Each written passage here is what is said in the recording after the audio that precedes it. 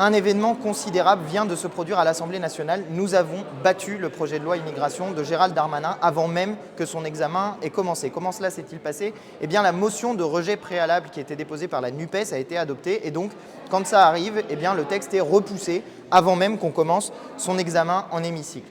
Il faut savoir que ça faisait 25 ans qu'un tel événement n'était pas arrivé. C'est un approfondissement de la crise politique qui a commencé depuis un moment déjà, compte tenu du fait que ce gouvernement n'a pas de majorité et n'a jamais demandé de vote de confiance à l'Assemblée nationale. Il ne faut pas oublier quand même qu'ils ont perdu le premier tour de l'élection législative et qu'ils font comme si tout pouvait continuer à aller, comme si on pouvait faire passer en force une réforme des retraites, comme si on pouvait faire passer en force des budgets et que tout ça allait finir par continuer, etc., tranquillement. Eh bien non, ça ne marche pas comme ça dans une démocratie et aujourd'hui, ce gouvernement s'est fait rappeler à l'ordre. Gérald Darmanin s'est fait rappeler à l'ordre. Ils ont été battus à l'Assemblée nationale. Ça s'est joué à 5 voix, mais c'est quand même une grosse défaite pour ce gouvernement. C'est aussi une grosse défaite pour ce projet de loi qui était inutile, raciste, dangereux et contre-républicain, qui mettait en cause des valeurs fondamentales de notre pays, comme par exemple le droit du sol à Mayotte. Enfin, je veux dire, on en est là. Ils reprennent une partie du programme du Rassemblement national pour le mettre en place à Mayotte. C'est ça qui était inscrit dans ce texte. Des gens qui nous font la leçon sans arrêt sur la République. Voilà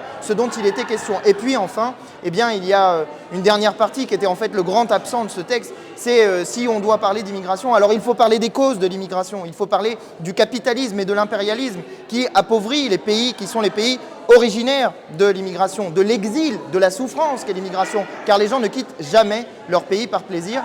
Et voilà, ce texte n'en parlait absolument pas. Il n'y avait rien dedans qui puisse être utile pour parler de l'humanité que représente l'immigration. Bref, nous l'avons battu, nous avons gagné, c'est une fierté et aujourd'hui, c'est la République que nous avons aidée en battant ce texte et en battant ce gouvernement.